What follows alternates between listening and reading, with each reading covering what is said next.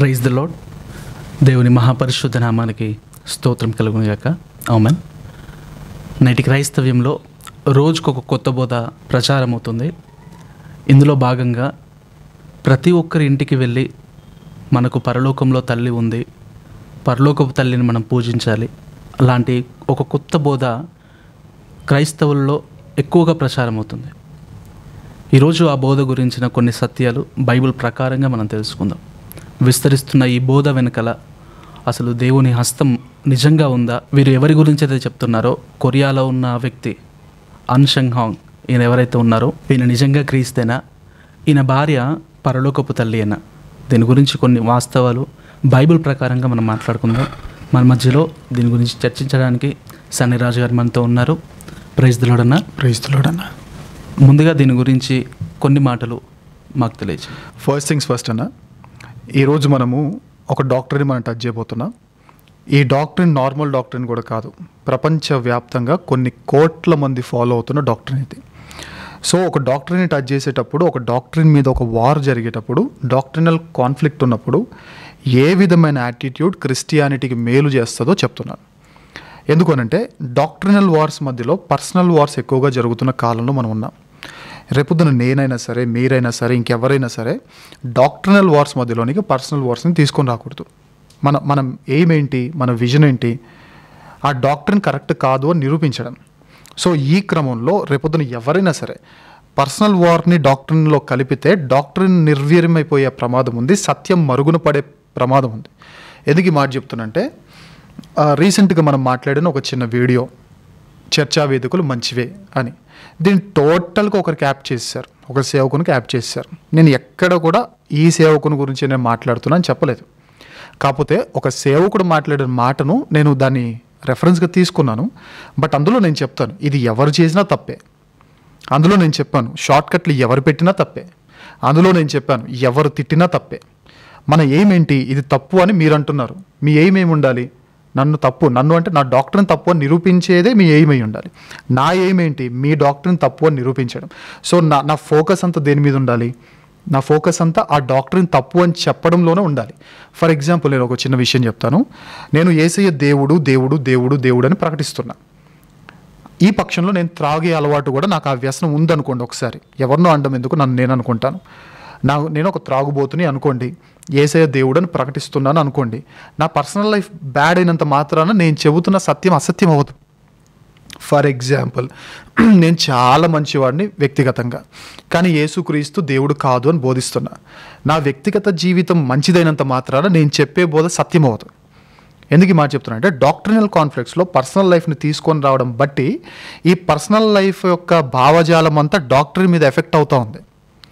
ఇతను చెడ్డోడు అని చెప్పేసరికి జనరల్గా అందరూ ఏమనుకుంటారు, ఇతను చెప్పింది కూడా చెడే అయ్యి ఉండొచ్చు అనుకుంటున్నాం.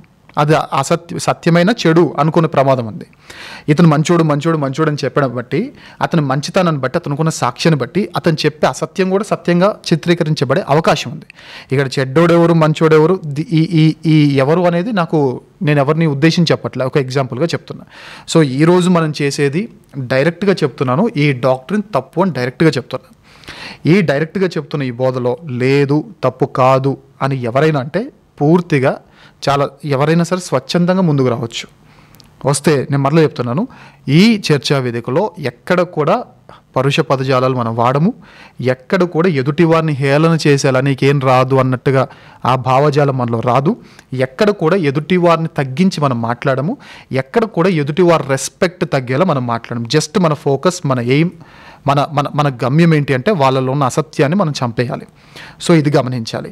ఈ చర్చా వేదిక యొక్క ముఖ్య ఉద్దేశం, ఈరోజు ఈ కార్యక్రమం యొక్క ముఖ్య ఉద్దేశం, నెంబర్ 1, డాక్టరినల్ వార్స్లో పర్సనల్ వార్స్ తీసుకొని రాకూడదు. That's the first thing. అది మనం చూపించబోతున్నాం. సెకండ్ థింగ్, మనం డాక్టరీన్స్ మాట్లాడేటప్పుడు ఒకవేళ మీరు నిజంగా చర్చకు వచ్చేస్తే, నేను సీరియస్గా చెప్తున్నాను, చర్చకు వచ్చేస్తే ఈ తప్పు అని నిరూపించగలిగిన వారు ఎవరైనా, అది హిందీలో కానీ, ఇంగ్లీష్లో కానీ, తెలుగులో కానీ ఎవరైనా సరే, వారు ఏ దేశస్తులైనా సరే, we're ready to face them in a very dignified manner. We're ready. అది కూడా నేను ఓపెన్గా ఆ ఇన్విటేషన్ మరలా సెకండ్ టైం నేను ఇస్తున్నాను. ఇక థర్డ్ థింగ్ ఏంటంటే, రేపొద్దున ఈ తల్లి సంఘస్థులు లేదా హెవెన్లీ మదర్, ఈ బ్యాచ్ ఎవరైతే ఉన్నారో వీరికున్న అలవాటు ఏంటంటే, ఇంటర్మీడియట్ చదివే అమ్మాయిలను, ఆ ఏజ్ గ్రూప్ అబ్బాయిలను పంపిస్తారు. ఇంటింటికి తిరుగుతారు. పాపం తెలియని క్రిస్టియన్స్ ఉంటారు, బైబిల్ మీద అవగాహన లేని క్రిస్టియన్స్ ఉంటారు. వాళ్ళ దగ్గరికి వెళ్ళిపోయి ఇదిగో ఇలా ఉంది కదా, అలా ఉంది కదా అని చిన్నగా మౌల్డ్ చేయడం జరుగుతుంది. సో ఈ మౌల్డ్ చేసే వాళ్ళందరికీ అడుగుతున్నాను, మీరు వద్దు, డైరెక్ట్గా మీ పెద్దని తీసుకొని వస్తే కూర్చుందాం. మీరు 100 మంది రండి, ఈ బోధన నమ్మని 100 మందిని తీసుకొని వద్దాం, వాళ్ళ ముందు మనం మాట్లాడదాం, ఏది సత్యం ఏది అసత్యం తేల్చేద్దాం. అండ్ ఇంకోటి, ఈ కార్యక్రమం వెనుకున్న ముఖ్య ఉద్దేశాలు ఇంకో ఉద్దేశం ఏంటంటే, రేపొద్దున మీ ఇంటికి ఎవరైనా సరే పరలోకపు తల్లి బ్యాచ్ వస్తే మేము ఈరోజు అడుగుతున్న క్వశ్చన్స్ అన్నీ వారి ముందు ఉంచండి. ఓన్లీ బైబిల్ ప్రకారంగా మాట్లాడమని చెప్పండి. ఓన్లీ బైబిల్ ప్రకారంగా, సొంత మాటలు వద్దు, ఏది వద్దు, బిబ్లికల్గా మాట్లాడమని చెప్పండి. సో ఈ కార్యక్రమం వెనుక నా ఉద్దేశం ఏంటి చెప్పమంటారా? మీరు ఒకవేళ చాలా ఎక్కువగా మనం ఊహించామని ఒకవేళ మీరు అనుకున్నా, ఈ కార్యక్రమం వెనుక నా ఉద్దేశం హెవెన్లీ మదర్ని ఫాలో అవుతున్న కనీసం 10,000 మంది ఆ అసత్యాన్ని వదిలేసి ఇక్కడ రావాలి. ఎక్కడ మన సంఘానికి రావాలని కాదు, సత్యంలోనికి రావాలి. కనీసం 10,000 మంది. సో దీన్ని ఆ విధంగా షేర్ చేయండి, ఆ విధంగా రీచ్ అయ్యేలా చేయండి. అండ్ ఇంకోటి, ఎవరైనా రేపొద్దున మీ ఇళ్ళకి వస్తే మాత్రం ఖచ్చితంగా ఈ క్వశ్చన్స్ అని వారి ముందు ఉంచండి. అది కూడా ప్రేమగా, వాళ్ళని నిందించాల్సిన అవసరం లేదు. ఎందుకంటే హెవెన్లీ మదర్లో ఎవరైతే పార్టిసిపేట్ చేస్తున్నారో మీ అందరితో నేను ఓపెన్గా చెప్తున్నా అండి, క్వశ్చన్స్ అన్ని రెడీగా ఉన్నాయి, మేము వివరణ కూడా ఇవ్వబోతున్నాం. కానీ ఒకటి మాత్రం మీరు గమనించండి, మీకు కొన్ని బుక్స్ ఉంటాయి, మీ దగ్గర కొన్ని బుక్స్ ఉంటాయి, మీ భావజాలాన్ని తెలియజేసే డాక్టర్నల్ బుక్స్ ఉంటాయి. మీరు జాయిన్ అయిన వెంటనే ఆ బుక్ అడగండి, ఇవ్వరు. జాయిన్ అయిన వెంటనే లేదా ఒక వ్యక్తి దగ్గర రాగానే మొత్తం చెప్పేమని చెప్పండి, చెప్పరు. ఎందుకు ఆ సీక్రెసీ, ఎందుకు ఆ ప్రైవసీ, ఎందుకు? దాని వెనుక ఏదో ఉండబట్టే కదా. సో ఏదో జరుగుతుంది, ఒక అసత్యాన్ని తీసుకొని వెళ్ళే క్రమంలో ఏదో మొత్తానికైతే లింక్డ్ ప్రాసెస్ అనేది జరుగుతుంది. ఆ లింక్డ్ ప్రాసెస్లోకి మిమ్మల్ని చిన్నగా దించుతారు. లేదు, ఈరోజు చర్చ్కి వస్తాను, బ్యాప్టిజం తీసుకుంటాను, నాకు ఆ బుక్స్ అని ఇవ్వండి అని చెప్పండి, ఇవ్వరు.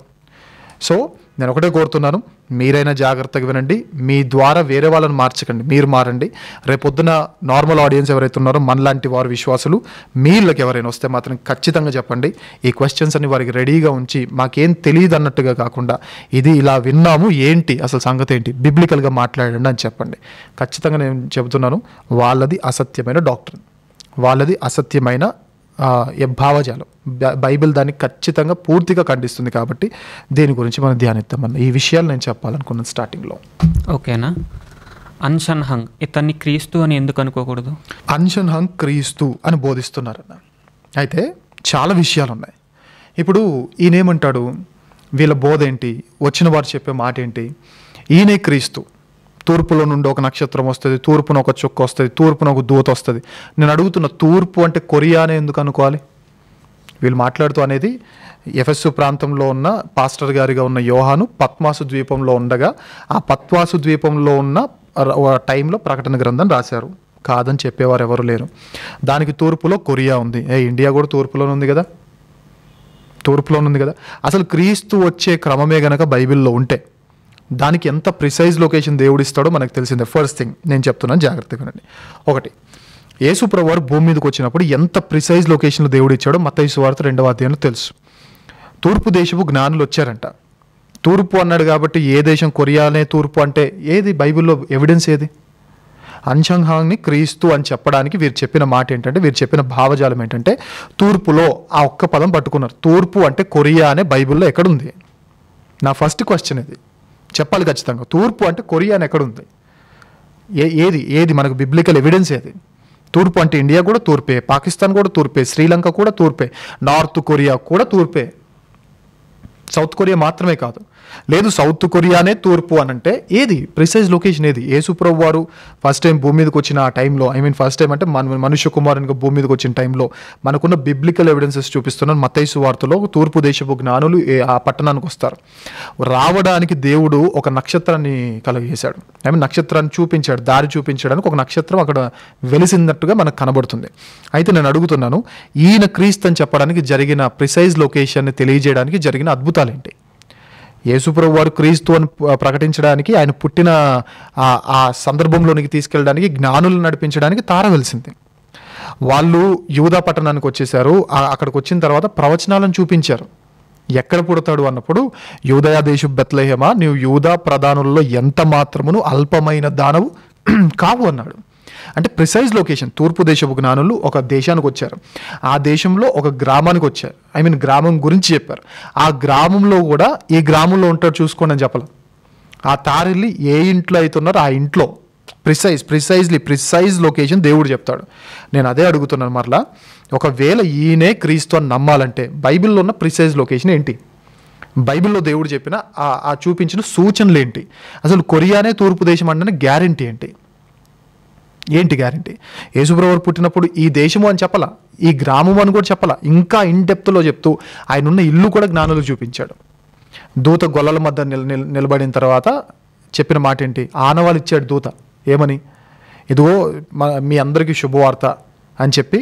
ఎలా నమ్మాలనుకుంటున్నారా? దానికి ఇదే మీకు ఆనవాలు. ఏంటి ఆనవాలు? ఒక శిశువు మీకు కనబడతాడు, పొత్తిగుడ్డలతో చుట్టబడి ఉంటాడు, మీరు వెళ్ళండి, ఆరాధించండి, రండి అనే భావజాలంతో మనకు మాటలు కనబడతాయి. ఆ ఆనవాళ్ళను బట్టి వారు వెతుక్కుంటూ వెళ్ళారు. శిశువు కనబడ్డాడు, పొత్తిగుడ్డలతో చుట్టబడ్డాడు, పశువుల పాకలో పెట్టబడ్డాడు, ఆ తొట్టిలో ఉన్నాడు కాబట్టి వీళ్ళు నమ్మారు. ఆ ఊరికి వెళ్ళండి, ఏ శిశువో ఒక శిశువు పుట్టారంటే ఎంతమంది పుడతారు? చాలామంది పుడతారు. అంటే బైబిల్లో దేవుని గురించిన ఇన్ఫర్మేషన్ దేవుడు బయాస్డ్ ఇన్ఫర్మేషన్, డిప్లొమాటిక్ ఇన్ఫర్మేషన్ ఇవ్వడు, ఏదో చెప్పినట్టుగా ఇవ్వడు. ఆయన పుట్టినది వాస్తవమే అయితే, ఆయన భూమి మీదకి వచ్చింది వాస్తవమే అయితే, బైబిల్లో జ్ఞానుల దగ్గర ప్రిసైజ్ లొకేషన్, గొల్లల దగ్గర ప్రిసైజ్ లొకేషన్ ఉంది కదా. పైగా యేసుప్రభువు వారు కూడా ఆయన భూమి మీదకి వచ్చి చనిపోయి తిరిగి వెళ్ళేటప్పుడు ఆయన కీర్తనల్లోనూ ప్రవక్తల గ్రంథాల్లోనూ లూకా సువార్త 24వ అధ్యాయంలో ఉంటుంది, ఆయన గురించి చెప్పబడిన వాక్యాలను నిరూపించుకొని వెళ్ళాడంట కదా.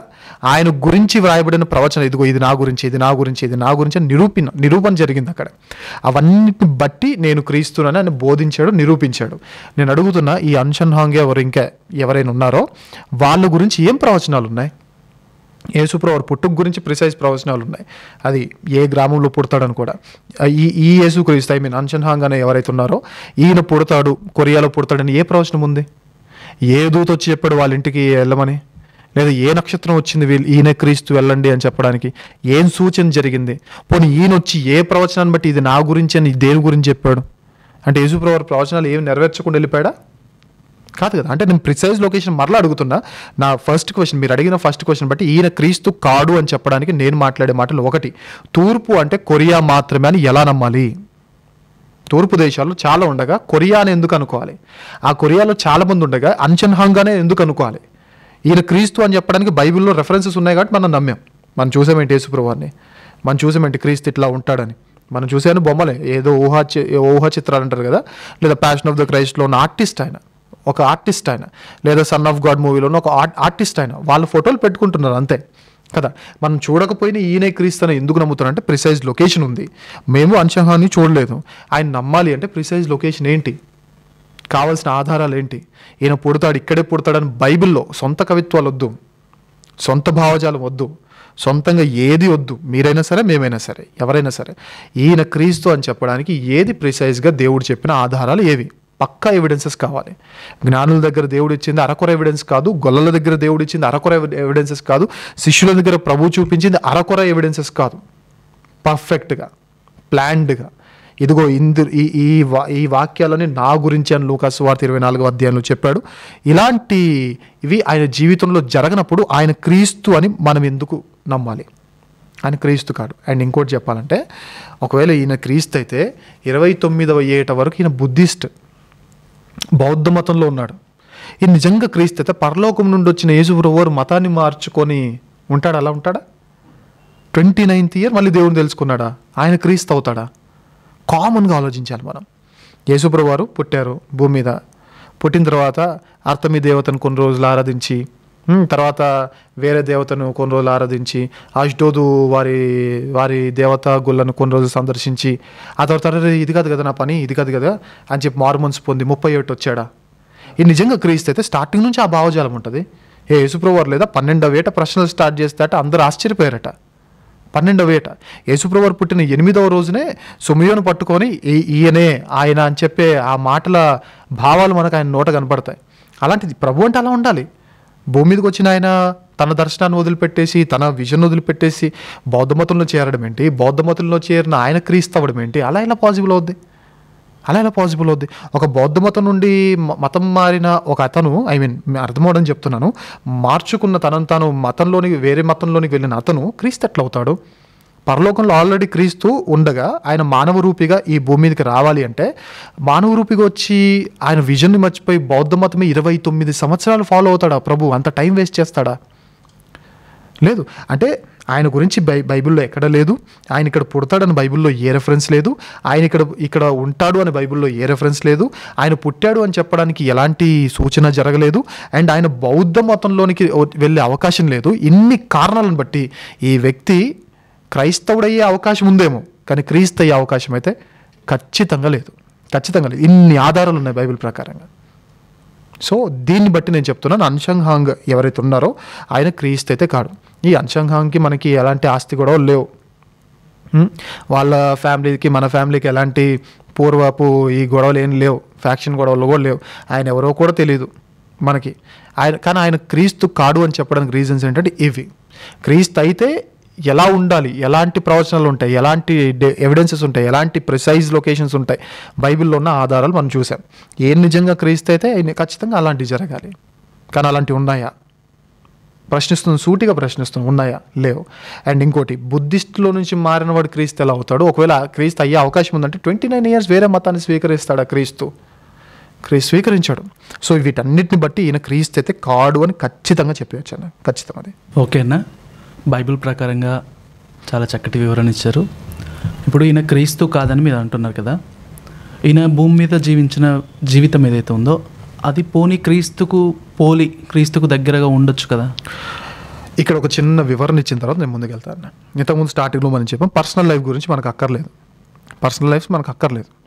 కానీ ఈయన నేను క్రీస్తు అని చెబుతున్నారు కాబట్టి ఆయన లైఫ్లో జరిగిన ఒక చిన్న సందర్భాన్ని నేను వెలికి తీసి దాన్ని బట్టి క్రీస్తు కాడు అని చెప్పడానికి మాత్రమే తప్ప ఆయన మీద మనకేం కోపాలు తాపాలు ఇవేవి లేవు. ఓకే. అయితే అన్షన్ హాంగ్ గారి గురించి ఆయన జీవితంలో జరిగింది ఏంటి అంటే, కొంచెం కటువుగా అనిపించొచ్చేమో, సాధ్యమైనంత సాఫ్ట్గా నేను చెప్పడానికి నేను ప్రయత్నం చేస్తాను. అయితే అన్షన్ హాంగ్ గారి జీవితంలో జరిగింది ఏంటంటే, ఆయన లైఫ్లో జరిగింది చెప్తున్నాను. పర్సనల్గా ఆయన్ని అటాక్ చేయడానికి కాదు, ఆయన లైఫ్లో జరిగిన ఒక చిన్న విషయం. అది కూడా ఈయన క్రీస్తు అని చెబుతున్నాడు కాబట్టి, ఒక క్రైస్తవుని నేనని చెబితే అసలు నేను వాటిని పాయింట్అవుట్ చేయను. ఒక విశ్వాసిని మాత్రమే నేను అని చెబితే అసలు నేను దాని గురించి ప్రస్తావించను. కనీసం ప్రవక్త అని చెప్పిన దాని గురించి ప్రస్తావించకపోయేవాడిని. ఆయన లైఫ్లో ఒక ఆవిడని పెళ్లి చేసుకున్నాడు. ఆవిడతో మరి ఏ డిస్టర్బెన్స్ వచ్చే మనకు తెలియదు, తప్పెవరిదో మనకు తెలియదు. కాకపోతే ఒకటి ఉంది, డిస్టర్బెన్స్ ఎందుకు వచ్చిందో, ఏం జరిగిందో ఇదంతా నేను చెప్పడానికి ప్రయత్నం చేయట్లేదు. అయితే అది ఎప్పుడైనా వీలైతే ఆ డిస్కషన్ మనం ఎవరైనా మనతో మాట్లాడడానికి వస్తే అప్పుడు మాట్లాడతాం, ఎందుకు జరిగింది, ఎందుకు విడిపోవాల్సి వచ్చింది, ఇవన్నీ నేను అప్పుడు మాట్లాడతాను.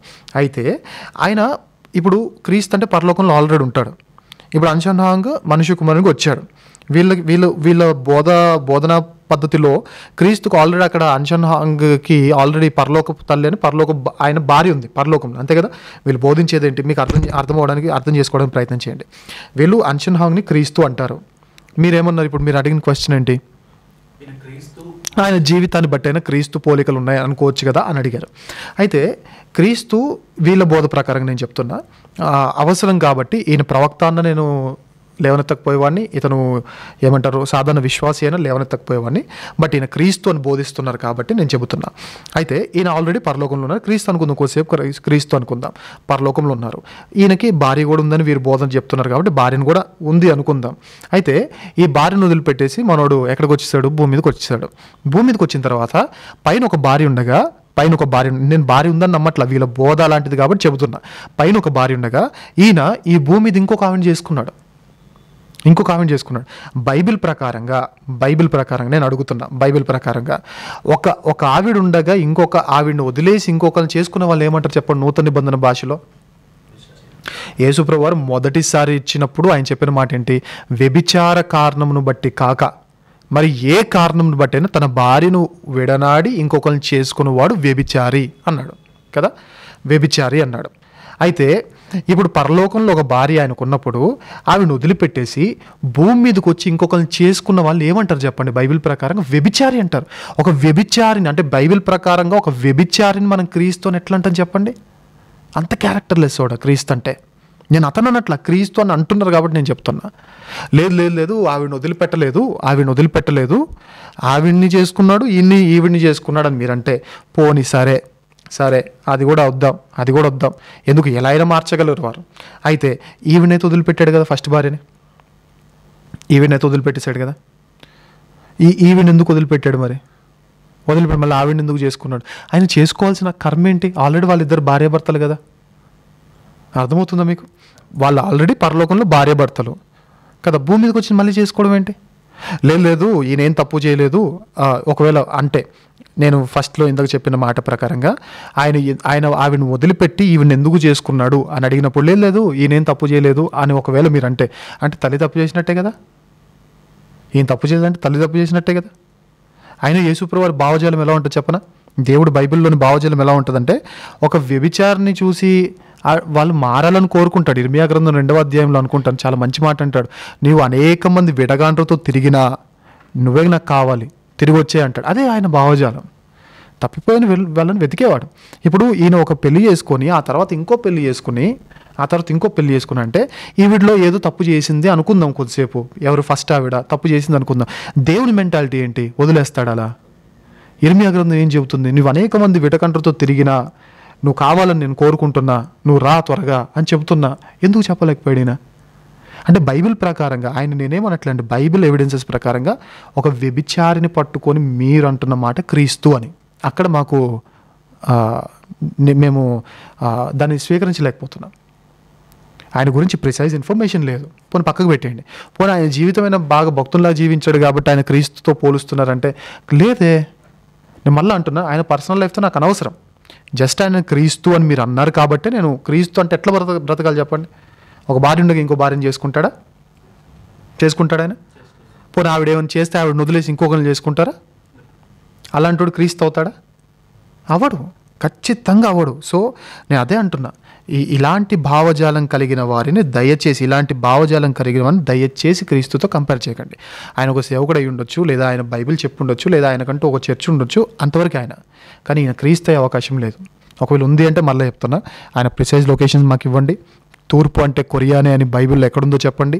అన్షన్ హాంగ్ పుట్టినప్పుడు ఈయనే క్రీస్తు అని చెప్పడానికి జరిగిన ఆధారాలు బైబిల్లో ఆధారాలు ఉన్నాయి. దానికి సంబంధించిన ఎవిడెన్సెస్ మీ దగ్గర ఏమైనా ఉంటే ఇవ్వండి. లేదు అవన్నీ పక్కకు పెడితే ఆయన జీవితాన్ని బట్టి ఆయన క్రీస్తుతో సమానంగా చూస్తున్నంటే ఆయన జీవితంలో ఒక భార్య ఉండగా ఇంకో భార్యను ఎందుకు చేసుకున్నాడు? అది వ్యభిచారం అవుతుంది, ఖచ్చితంగా అవుతుంది. ఒక భార్య ఉండగా ఇంకో భార్యను చేసుకున్నాడంటే అది వ్యభిచారం అవుతుంది. లేదు ఈ ఫస్ట్ ఆవిడ ఏదో తప్పిదం చేసింది కాబట్టి సెకండ్ ఆవిడని చేసుకున్నాడు అని అంటే నేను మరలా అడుగుతున్నాను, దేవుడు అలాంటి వాడు కాదు. తప్పిదం చేసిన వాడిని క్షమిస్తాడు. ఇర్మియా గ్రంథంలో ఆయన భావజాలం మీకు ఈజీగా అర్థమవుద్ది. మీరు అనేక మందితో తిరిగినా సరే నాకు నువ్వు కావాలి అని దేవుడు కోరుకున్నట్లుగా ఎన్నోసార్లు తప్పుదం మనం చేస్తూ ఉంటే దేవుడు వదిలిపెట్టాడేంటి? ఎన్ని పాపాలు చేసిన దేవుడు ఇప్పటికీ మార్పునొల్లని వారి కోసం దినమెల్లా తన చేయి చాచి పిలిచి అందరిని పిలిచి భార్యను వదిలేస్తాడు దేవుడు. అలాంటి వాడు దేవుడు. సో ఇలాంటి ఒక క్యారెక్టర్లెస్ ఒక వ్యక్తిని నేను మరలా చెబుతున్నాను.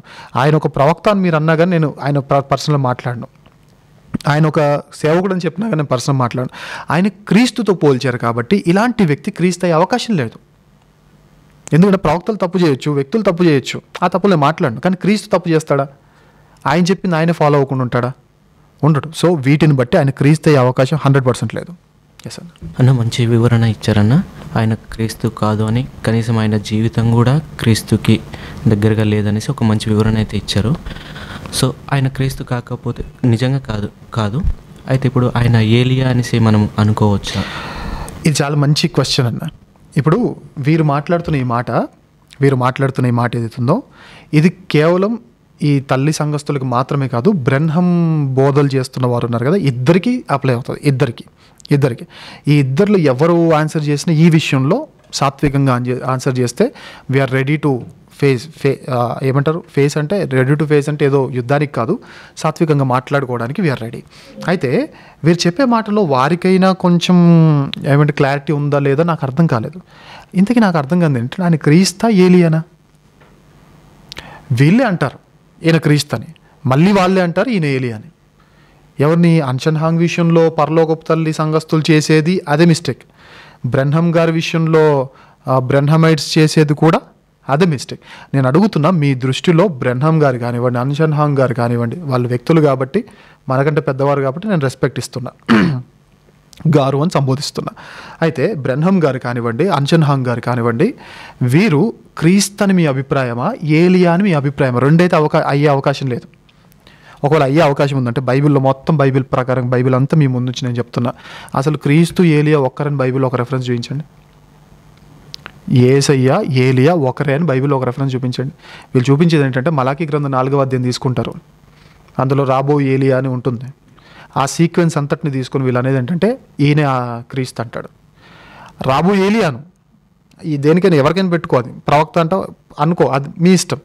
కానీ ప్రవక్తన ఏలియానా క్రీస్తా మీరు అనొచ్చు. ఈయన ప్రవక్తే కదండి యేసుప్రభు. అవును ప్రవక్తే, ప్రవక్తగా కూడా పిలువబడ్డాడు యేసుప్రభు, కానీ ఏలియాగా పిలువబడలా. ఏలియా ఎవరు అంటే బాప్తిస్మం ఇచ్చి యోహాను. అది మనకు బైబిల్లో సాక్షాత్తు యేసుప్రభు వారు చెప్పిన మాట. రూపాంతరపు కొండ మీద నుంచి దిగొస్తున్న సందర్భంలో మత్తయి సువార్తలో 17వ అధ్యాయం అనుకుంటాను, 17వ అధ్యాయమైన రూపాంతర సందర్భంలో నుండి ఆయన దిగొస్తున్న సందర్భంలో యేసుప్రభు వారిని యేసుప్రభు వారి శిష్యులు అంటారు. ఏమని? ఎట్లయితే రాబోవాడు ప్రవక్త రావాలని ఏలియా రావాలని అంటారు కదా, దీని సంగతి ఏంటంటే ఏలియా ఆల్రెడీ వచ్చేసాడు, మళ్ళీ రావడం ఏంటి? ఏలియా ఆల్రెడీ వచ్చేసాడు, మళ్ళీ రావడం ఏంటి? వచ్చే అవకాశం లేదు. పోనీ వచ్చే అవకాశం ఉందే అనుకుందాం. ఏలియా యేసయ్య అవకాశం లేదు, యేసయ్య ఏలియా అయ్యే అవకాశం కూడా లేదు. ఒకవేళ ఉంది అంటే నిరూపించండి. ఒకవేళ ఏలియా యేసయ్య ఒకటే అంటే నిరూపించండి. బైబిల్లో మలాకీ గ్రంథంలో ఉన్న ఏలియా బాప్తిస్మం ఇచ్చి యోహాను గురించిన ప్రవచనం, ఆయన వారి గురించిన ప్రవచనం. కానీ ఈ ప్రవచనము యేసుప్రభు వారి గురించింది కాదు. ఏలియా ఎప్పటికీ యేసుప్రభు వారు అయ్యే అవకాశం కూడా లేదు, 100% లేదు. సో నేను కోరేది ఏంటంటే అటు బ్రెన్హమైడ్స్ని కానీ ఇటు పరలోకపు తల్లి సంబంధికులు కానీ అడిగే క్వశ్చన్ ఏంటంటే, మీరు ఏలియా అని చెప్తున్నారు, యేసుక్రీస్తు అని కూడా చెప్తున్నారు. సో నా డౌట్ ఏంటంటే ఏలియానా యేసుక్రీస్తా అది వద్దు, ఏలియా కూడా యేసయ్య అయ్యే అవకాశం ఉందని బైబిల్ ప్రకారంగా, మళ్ళీ సొంత మాటలు వద్దండి, బైబిల్ ప్రకారంగా నిరూపించండి. లేదు యేసుప్రభు వారు కూడా ఏలియాగా పిలువబడ్డాడని చెప్పడానికి ఒక రెఫరెన్స్ బైబిల్ ప్రకారంగా ఇవ్వండి. అలా ఇచ్చిన రోజు ఇంతకీ ఈయన ఏలియానా కాదా తర్వాత చూద్దాం. ఇప్పుడు క్వశ్చన్ ఏలియానా యేసయ్యని కాదు, అసలు ఏలియా యేసయ్య ఎలా అయ్యాడు, ఏ ఆధారం ఉంది బైబిల్లో మనకి, ఏ ఎవిడెన్స్ ఉంది మనకి, ఏ డాక్టరీన్ చెప్తుంది, ఏ డాక్యుమెంట్ ఉంది, ఏ రెఫరెన్స్ మనకు చూపిస్తుంది, ఏ స్క్రిప్చర్ మనకు చూపిస్తుంది? లేదు యేసయ్య ఏలియాగా తగ్గించుకునే అవకాశం కూడా ఉందని ఎక్కడ చెప్పాడు? మలాకీ గ్రంథం 4వ అధ్యాయంలో ఉన్న ఏలియా యేసుప్రభు వారికి ప్రవచనం అని ఎక్కడుంది బైబిల్లో? అది ఆల్రెడీ యేసుప్రభు వారే చెప్పారు, ఇది బాప్తిస్మం ఇచ్చి యోహాను గురించిన ప్రవచనం అని. సో ఖచ్చితంగా ఇది యేసుప్రభు వారు ఏలియా అని వారు చెప్తున్న బోధల్లో అసలు ఏమాత్రము సత్యము లేదు. ఎందుకంటే యేసుప్రభు వారు ఏలియా అయ్యే అవకాశం లేదు, ఏలియా యేసుప్రభు వారు అయ్యే అవకాశం లేదు. ఇది 100% బాప్తిస్మం ఇచ్చి యోహాను గారి గురించిన ప్రవచనం అది. మరి ఈయన కొన్ని ప్రవచనాలు కూడా ప్రవచించారని అంటున్నారన్న.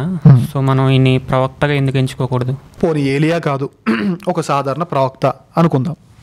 అలా అనుకోవాలంటే దేవుడు ఇచ్చిన క్రైటీరియా ఏమంటాడు? దేవుడు ఒక వ్యక్తి ఒకటి చెప్పిన తర్వాత అది చెప్పింది జరగకపోతే, ఒక ప్రవచనం చెప్పిన తర్వాత ఆ ప్రవచనం జరగకపోతే, నెరవేర్చబడకపోతే అతను దొంగ ప్రవక్త అని నేనుగా చెప్పింది. ఎవరు చెప్పారు? బైబిల్ చెప్పింది. సో రేపొద్దున నేను వచ్చి ఈ పార్టీ గెలుస్తుందని చెప్పినప్పుడు ఆ పార్టీ గెలవలేదు అనుకోండి, ఇప్పుడు జరుగుతున్నాయి కదా, ఎవరినో మనం పాయింట్అవుట్ చేయడం కాదు కానీ జరుగుతున్నాయి కదా. ఇప్పుడు ఈ పార్టీ గెలుస్తుందని ఒకరు చెప్తారు, గెలుస్తుందని చెప్పినప్పుడు గెలవలేదనుకోండి, ఒక ప్రవక్త చెప్పిన ప్రవచనము నెరవేరకపోతే అది దొంగ ప్రవచనం అవుద్ది, దొంగ ప్రవక్త అవుతాడు, పలికిన వాడు దొంగ ప్రవక్త అని దేవుడే చెప్పాడు. ఎందుకు ఒకసారి చదువుదాము, ఆ మాట చదువుదాము.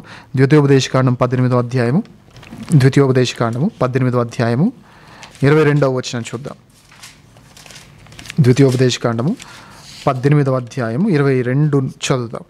ప్రవక్త యెహోవా నామమున చెప్పినప్పుడు ఆ మాట జరగకపోయిన ఎడలను, ఎన్నడును నెరవేరకపోయిన ఎడలను అది యెహోవా చెప్పిన మాట కాదు, ఆ ప్రవక్త అహంకారము చేతనే దాన్ని చెప్పెను గనుక దానికి మీరు భయపడాల్సిన అవసరం లేదు. అంటే ఒక ప్రవక్త మాట్లాడాల్సింది ఎవరిని ఆధారం చేసుకొని మాట్లాడాలి? ఇప్పుడు బిలాము కూడా ప్రవక్తే కదా. ఇప్పుడు ఆయన శాపాలు మాట్లాడితే దేవుడు దాన్ని ఆశీర్వాదాలకు కన్వర్ట్ చేశాడు. ఆయన ఎప్పుడు ఆశీర్వాదం మాట్లాడలే. ప్రవక్తగా పిలువబడ్డది ఉంది. నేను ప్రవక్తను పెట్టుకుంటే నేను ప్రవక్తను పిలవరేంటి? నా ముందు ప్రవక్త అని పేరు పెట్టుకుంటే పిలిచేవారు అందరూ ఏం పిలుస్తారు? ప్రవక్త సన్రాజు గారు అంటారు. సో అది కాదు ఇంపార్టెన్స్. ఏది ఇంపార్టెంట్ అంటే, ఏది మనం క్రైటీరియాలోకి తీసుకోవాలి అంటే, ఏది అసలు యాక్చువల్గా ప్రవక్త అంటే, మాట్లాడితే దేవుడు చెప్పిందే మాట్లాడాలి. దేవుడు చెప్పింది నెరవేరకుండా ఉంటుందా? ఆకాశం భూమి అయినా గతిస్తుంది కానీ నా మాట ఎప్పుడు కూడా. సో ఎందుకు ఈ మాట చెప్తున్నారంటే ఈయన ఎవరైతే ఉన్నారో అన్షన్హాంగ్ గారు, వీరు యుగాంతం ఇలా అయిపోద్దని ఒక్కొక్క సంవత్సరం, టేక్ ఇట్ 2000 అనుకోండి, లేదా ఒక సంవత్సరం తీసుకోండి, లేదా 1900లో 1500లో 1400లో ఏదో ఒక సంవత్సరం తీసుకోండి. యుగాంతం గురించి ఈయన 2 సార్లు చెప్పాడు, ఈ సంవత్సరం యుగాంతం అయిపోద్దని. అందులో 2000 సంవత్సరం యుగాంతం అయిపోద్దని చెప్పారు ఈ వీళ్ళ బోధల ప్రకారంగా. అండ్ 2012 కూడా యుగాంతం జరుగుద్దనే బోధలు వీరి సర్కిల్ నుంచి బయటకు వచ్చాయి. ఏది 2012 అప్పుడు హాట్ న్యూస్ అయిపోయింది, అది వైరల్గా మారిపోయిన ఆ సందర్భంలో అది నిజమే అన్నట్టుగా దానికి సంబంధించిన బోధలు వీరి సర్కిల్ నుంచి బయటకు వచ్చాయి. 2012 వదిలేద్దాం, ఏదో ఒకటి 2000 వదిలేద్దాం, కానీ యుగాంతం ఈ సందర్భంలో అవుద్ది అని చెప్పిన తర్వాత అది అవ్వకుండా ఇప్పటికీ మనం బతికే ఉన్నాం. దిస్ ఇస్ 2024 బ్రతికే ఉన్నామంటే ఆ ప్రవచనం నెరవేరలేదంటే ఆ ప్రవక్తతో దేవుడు మాట్లాడించలేడు. అంటే దేవుడు ఏ ప్రవక్తతో దేవుడు మాట్లాడించలేదో అట్లా మాట్లాడించకపోయినా ఈయన తన సొంత ఉద్దేశంతో, ఈయన తన ఏమంటారు అహంకారంతో మాట్లాడితే అతను దేవుని ప్రవక్త అవుతాడా, దొంగ ప్రవక్త అవుతాడా? దేవుని ప్రవక్త దేవుని మాటల ద్వారా మాట్లాడతాడు, దొంగ ప్రవక్త అహంకారంతో మాట్లాడతాడు. సో ఈయన చెప్పింది నెరవేరలేదు కాబట్టి బైబిల్ ప్రకారంగా ఈయన ప్రవక్త కూడా కాదు. ఎందుకు? నెరవేరలేదు కాబట్టి. నెరవేరితే ప్రవక్త అనుకుందాం, అసలు నెరవేరితే ఈ గొడవ ఉండదు, ఈరోజు మనం ఉండకపోయే వాళ్ళం. యుగాంతం అయిపోతే ఇంకెక్కడ మనం? ఆయన చెప్పింది యుగాంతం గురించి అవ్వలేదు, ఇప్పటికీ బతికే ఉన్నాం, అది సజీవ సాక్ష్యం, ఇప్పటికీ బతికే ఉన్నాం. మరి అవ్వంది ఆయన ప్రవక్త అని ఎలా అనుకుంటాం? దొంగ ప్రవక్త ఆయన కూడా. ఎస్ అన్న. వీళ్ళు చెప్తున్న ఇంకొక చిన్న మాట ఏంటంటే, ఈయన మళ్ళీ తిరిగి పస్కాని ప్రారంభించారు కాబట్టి ఈయన క్రీస్తు అని చెప్తూ ఉంటారన్న. దీనిపైన దీని గురించి ఎక్కువ ఎక్స్ప్లెనేషన్ కూడా అక్కర్లేదన్న. ఎందుకంటే పస్కాని క్రీస్తు వచ్చి ప్రారంభిస్తాడా లేదా తర్వాత మాట్లాడుకుంది. ఎప్పుడైనా వాళ్ళు మన దగ్గరికి వస్తే, నిజంగా యేసుప్రభు వారు వస్తే పస్కా నిజంగా తిరిగి స్టార్ట్ చేస్తారా, అసలు ఏ లేఖన ఆధారాలు ఉన్నాయి, ఇవన్నీ తర్వాత మాట్లాడుకోవచ్చు, ఒకవేళ వాళ్ళు మనతో ఫేస్ టు ఫేస్ కూర్చొని మనం డిస్కస్ చేస్తే. కానీ పస్కాని ఈయన స్టార్ట్ చేశాడు, రిస్టోర్ చేశారు కాబట్టే ఈయన క్రీస్తు అని వీళ్ళు అంటున్నారు. కాబట్టి ఈయన స్టార్ట్ చేయకముందే 7th డే వాళ్ళు పస్కా ఆచరించారు. Simple answer. అసలు ఈయన స్టార్ట్ చేయకముందే 7th డే వాళ్ళు పస్కా ఆచరించారు. ఈ మాట మనం చెప్తే వాళ్ళు ఏమంటారు తెలుసా? ప్రూఫ్ ఏది అని అంటారు. ప్రూఫ్గా మనం నెట్లో ఉన్న సాక్ష్యాలు అనేకమైన చూపిస్తాం. నెట్లో ఉన్నాయి కదండి, ప్రూఫ్ చూపించండి అని అడుగుతారు. నెట్లో ఏముందండి, వికీపీడియాలో నేను కూడా రాస్తాను అంటారు. నేను అదే అడుగుతున్నా, ఈయన పస్కా ఆధారాన్ని స్టార్ట్ చేసాడని ప్రూఫ్ ఏది? మీరు కూడా చూపించాల్సింది ఇందులో. మీరు ఏమన్నా పరలోకం నుంచి ఏమంటారు స్క్రాల్స్ ఉంటాయి కదా, ఆ స్క్రాల్స్ తీసుకొని వస్తారా? మీరు చూపించాల్సింది ఇందులో నెట్లోనే. నేను నువ్వు నమ్మాలి, నేను చెప్పింది నువ్వు నమ్మవు. అదేమో వికీపీడియా మార్చొచ్చు, అంటే మేము చూపించేదో మార్చొచ్చు, మీరు చూపించేదో మార్చలేరు. ఆ వికీపీడియా సైట్ ఏదో నాకు ఒకసారి లింక్ పెట్టండి. అంటే మేము మార్చగలిగి మీరు మార్చలేని వికీపీడియా సైట్ ఏంటో ఒకసారి నాకు పెట్టండి. మేము కూడా మరి మార్చలేని సత్యాలు రాసుకుంటాం కదా అందులో. సో ఈజీలీ సేయింగ్, చాలా ఈజీ క్వశ్చన్ ఇది. పస్కా రిస్టోర్ చేసినందుకు ఈయన క్రీస్తాడంటే అసలు ఈయన పస్కా రిస్టోర్ చేసిన వ్యక్తులు ఈయన లేడు. ఈయనకంటే ముందు 7th డే వాళ్ళు స్టార్ట్ చేశారు. పస్కా అనేది ఒక ఆచరణలో 7th డే వాళ్ళు వీళ్ళకంటే ముందే వాళ్ళు స్టార్ట్ చేశారు. దాన్ని ఒక ప్రాసెస్గా, ఒక ఆచారంగా కంటిన్యూ చేస్తూ ఉన్నారు. ఈ పస్కా ఇప్పుడు చేయొచ్చా లేదా అంటే 100% ఇప్పుడు చేయకూడదు. ఏది పాత నిబంధనలు జరుగుతున్న పస్కా చేయొచ్చా లేదని చేయకూడదు. ఆ తర్వాత ఇప్పుడు మాట్లాడుకుందాం, ఎందుకు చేయకూడదు, ఎలా చేయాలి, ఇవన్నీ మాట్లాడదాం. కానీ పాత నిబంధనల ఆచారంలో ఉన్న పస్కా చేయొచ్చు అంటే చేయకూడదు, ఆచార ప్రకారంగా చేయొచ్చు అంటే చేయకూడదు. మరి ఎలా చేయాలి తర్వాత ఫేస్ టు ఫేస్ వస్తూ మాట్లాడుకుందాం. అన్నీ ఇప్పుడు ఎందుకు, వాళ్ళు రానివ్వండి, అసలైన ఫన్ ఏంటో మనం చూపించవచ్చు. అండ్ ఇప్పుడు నేను చెప్పేది ఏంటంటే, ఒకవేళ పస్కా రీస్టోర్ చేసినందుకే ఆయన క్రీస్తు అని మేము చెప్తున్నాం అంటే ఆయన రీస్టోర్ చేయాల, దానికంటే ముందే 7th డే వాళ్ళు హ్యాపీలీ ఫాలో అయ్యారు. కాబట్టి అసలు దీని గురించి ఇంకెక్కువ డిస్కషన్ కూడా అక్కర్లేదు. ఎస్ అన్న. ఓకే అన్న, మీరు చెప్తున్న ఇంకొక విషయం ఏంటంటే, పరలోకంలో మనకు తల్లి ఉంది అని మీరు మాట్లాడతారు. దాన్ని చూపెడుతూ ఆదికాండం 1వ అధ్యాయం 26వ వచనం ప్రకారము మన స్వరూపము మన పోలిక అని అక్కడ ఉంటుంది కదా. ఈ మన స్వరూపం మన పోలిక అనే మాటను తీసుకొని పురుషుడేమో తండ్రి స్వరూపం అని, స్త్రీ ఏమో తల్లి స్వరూపం అని మాట్లాడుతున్నారు. ఇది ఎంతవరకు బైబిల్ ప్రకారం కరెక్ట్? 2 విషయాలు చెప్తాను, మెయిన్ చాలా ఇంపార్టెంట్. ఒకటి, ఆదికాండము 1వ అధ్యాయం 26 ఆ సీక్వెన్స్లో మనకు కనబడే వచనాల భావం వీళ్ళు చెప్పేది. దేవుడు మాట్లాడతాడు, మన స్వరూపమందు మన పోలిక చెప్పున నరులను చేద్దామని. వీళ్ళు అంటారు పురుషుడేమో స్త్రీ స్వభావం, పురుషుడేమో తండ్రి స్వభావం, తండ్రి ఏం దేవుని, స్త్రీ ఏమో పరలోకపు తల్లి స్వభావం. నేను అడుగుతున్నా, అంటే దేవునికి కూడా కిడ్నీలు, లివర్లు అవన్నీ ఉన్నాయనుకుంటున్నారా? అంతే కదా స్వరూపం, పురుషుని స్వరూపం. అంటే దేవుని కూడా సేమ్ ఎగ్జాక్ట్లీ నా బాడీ ఎగ్జాక్ట్లీ నాకున్న పార్ట్స్, ఎగ్జాక్ట్లీ ఒక హ్యూమన్ మేల్ ఆర్గాన్స్ అన్నీ దేవునికి ఉన్నాయా? అదే కదా వాళ్ళ ఉద్దేశం. ఇప్పుడు ఈవిడ స్త్రీ, ఇతను పురుషుడు అని చెప్పడానికి తేడా ఏంటి? హ్యూమన్ బాడీ స్ట్రక్చర్, అంతే.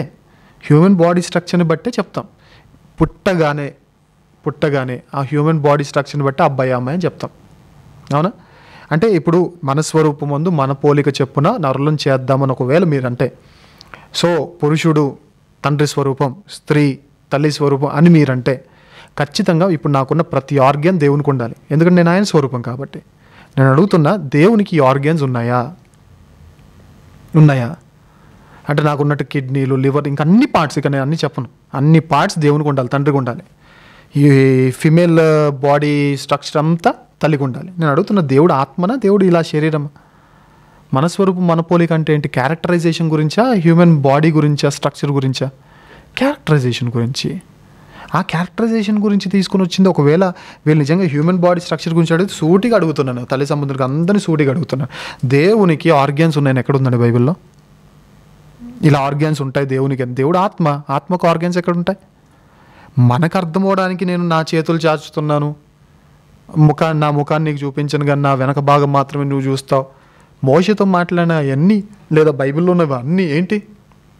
నేను హృదయంలో నొచ్చుకున్నానంటే హార్ట్ అటాక్ వచ్చినట్ట దేవునికి, నా కంట నీరు వచ్చేస్తుందంటే దేవుడు కన్నీరు గారుస్తున్నట్టు. ఒక ఆత్మ మనకు అర్థమవడానికి, ఆ భావజాలం మనకు తెలియడానికి దేవుడు మనకు అర్థమయ్యే భాషలో చెప్తాడు, మనకు అర్థం కావడానికి, ఆ పెయిన్ మనకు తెలియడానికి.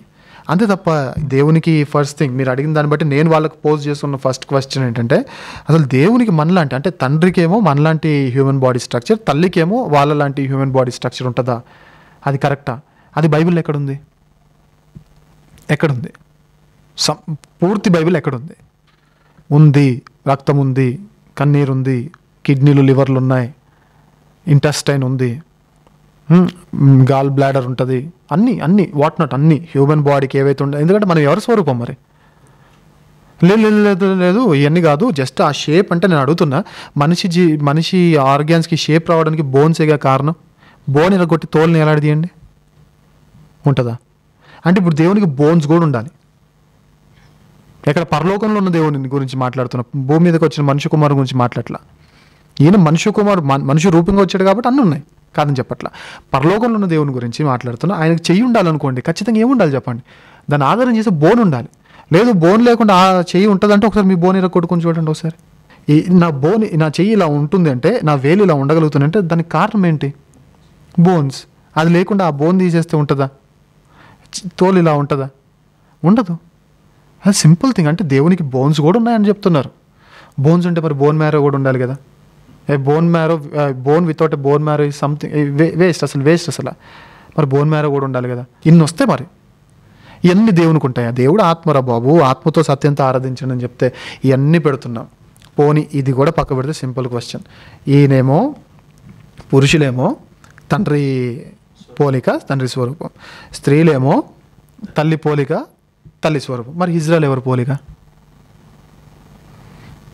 ఇప్పుడు మనం ఒక డాక్యుమెంట్ ఫిల్ చేసేటప్పుడు, ట్రైన్ టికెట్ బుక్ చేసుకునేటప్పుడు, లేదా ట్రైన్ టికెట్స్లో ఉందో లేదో తెలియదు కానీ కొన్ని డాక్యుమెంట్స్ మనం ఫిల్ చేసేటప్పుడు, ఫేస్బుక్ అకౌంట్ ఫిల్ చేసేటప్పుడు, జీమెయిల్ అకౌంట్ ఫిల్ చేసేటప్పుడు మనం చేసేది ఏంటి? వాళ్ళు అడిగేది నేమ్, జెండర్.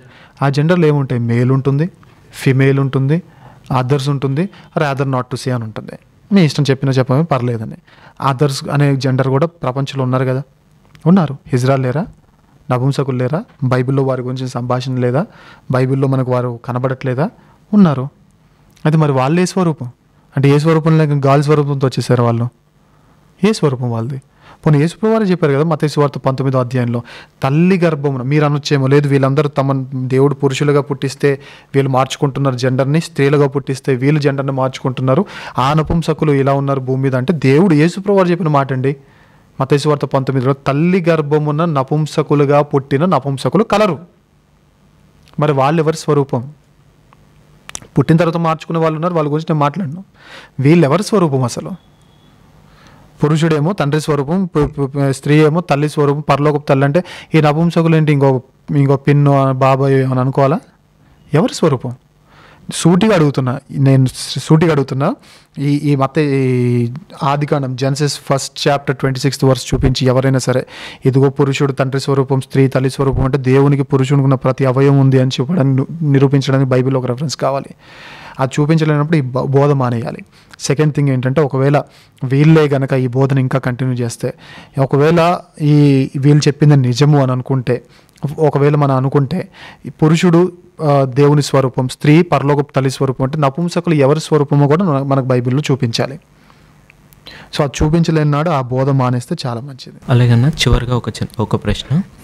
ఇప్పుడు గలతీయులకు రాసిన పత్రిక నుంచి 4వ అధ్యాయం 26వ వచనం చూపిస్తూ పైనున్న యెరూషలేం మనకు తల్లి అని చెప్తూ, అలాగే ప్రకటన గ్రంథంని కూడా 21వ అధ్యాయము 2వ వచనము 8వ వచనం చూపిస్తూ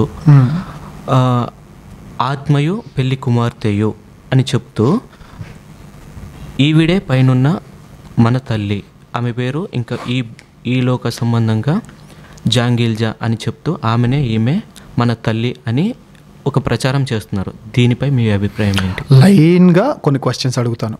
ఎలాగో మనకు తెలుసు కాబట్టి నేను మన గురించి కాదు, వాళ్ళు ఆడియన్స్, జనరల్ ఆడియన్స్కి అర్థం అవ్వాలి. వాళ్ళ ఇంటికి వెళ్ళే వారిని కూడా మీరు కూడా క్వశ్చన్ చేయాలి. అండ్ ఈ మాటలు చూస్తున్న పరలోకపు తల్లి సంబంధికులు కూడా ఆన్సర్ చేయాలి.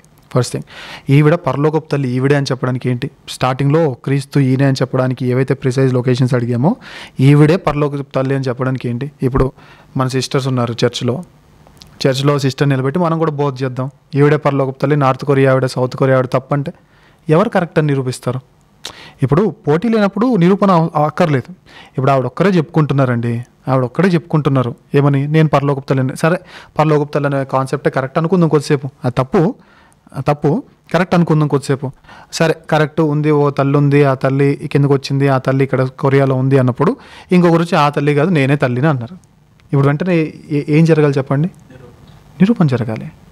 ఏది ఒరిజినలా ఏది నకిలీనా తెలియాలంటే బంగారాన్ని కూడా పరీక్ష చేస్తారు. ఆ పరీక్ష జరగాలంటే కొన్ని క్రైటీరియాస్ ఉండాలి. నేను అడుగుతున్నా, ఆ పరీక్ష పెట్టడానికి క్రైటీరియా ఏంటి? ఎలా పరీక్షించమంటారు? బంగారాన్ని పరీక్షించడానికి ఒక కొలబద్దు ఉంది. మంచి వ్యక్తి చెడ్డ వ్యక్తి అని పరీక్షించడానికి ఒక కొలబద్దు ఉంది. ఏది నాణ్యమైంది ఏది నాణ్యత లేనిది పరీక్షించడానికి ఒక కొలబద్దు ఉంది, ఒక క్రైటీరియా ఉంది.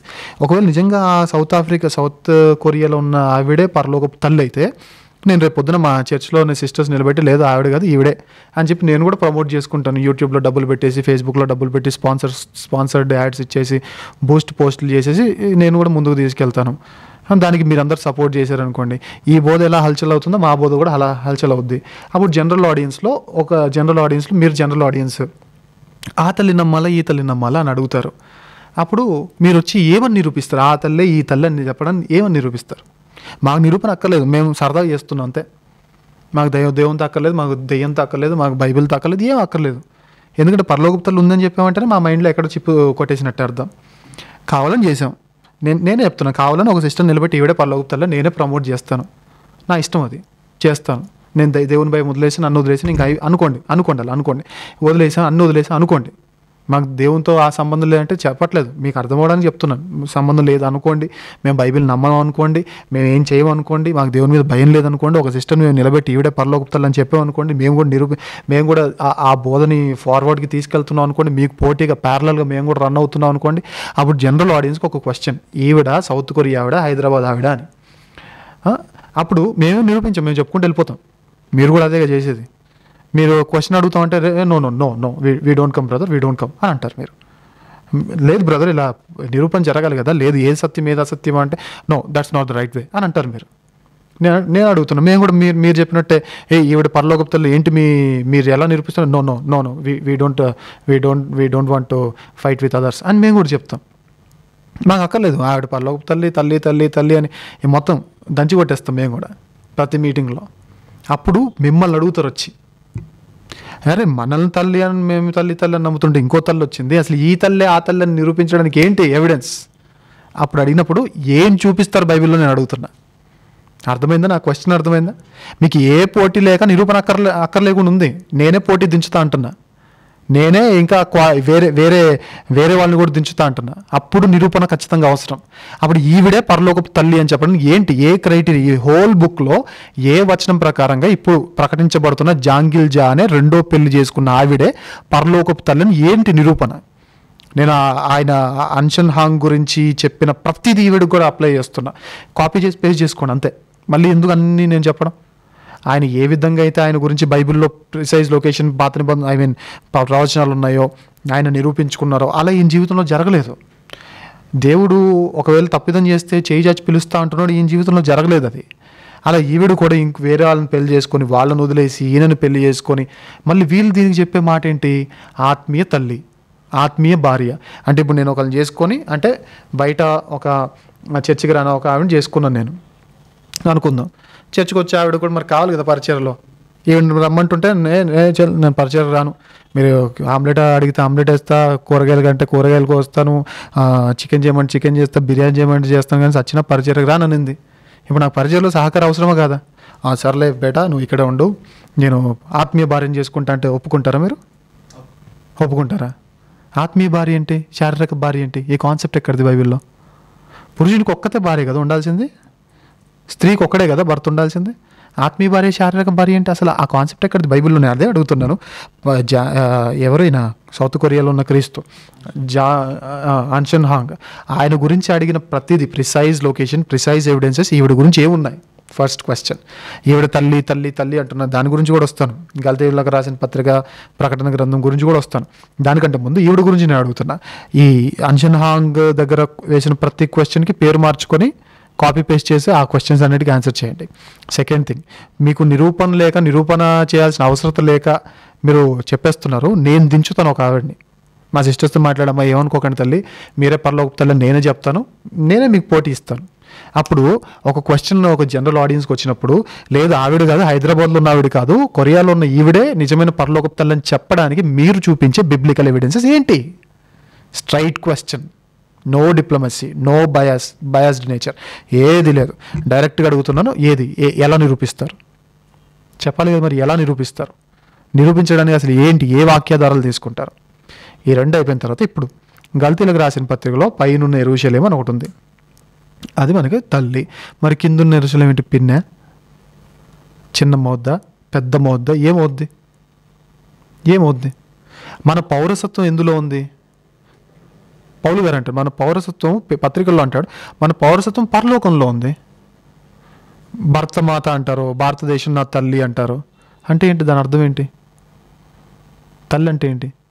ఇప్పుడు భారతదేశానికి ఒక రూపం ఉంది, కానీ భరతమాత అంటారు చూసారా, దానికి ఒక రూపం పెట్టుకున్నారు. నిజంగా భారతదేశానికి తల్లి అన్న వాళ్ళు ఉన్నారా?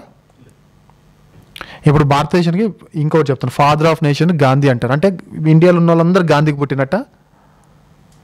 అది అర్థం కావడానికి ఒక జాతి పిత అని పెట్టుకుంటారు అంతే. పరలోకపు తల్లి, ఇది పైన యెరూషలేము మనకు తల్లి అన్నాడు. దానికి ఒకవేళ మరి కింద ఉన్న యెరూషలేము కూడా ఒకటి ఉంది కదా, మరి ఏమవుద్ది? ఒక పట్టణాన్ని తల్లి అనడం ఏంటండి?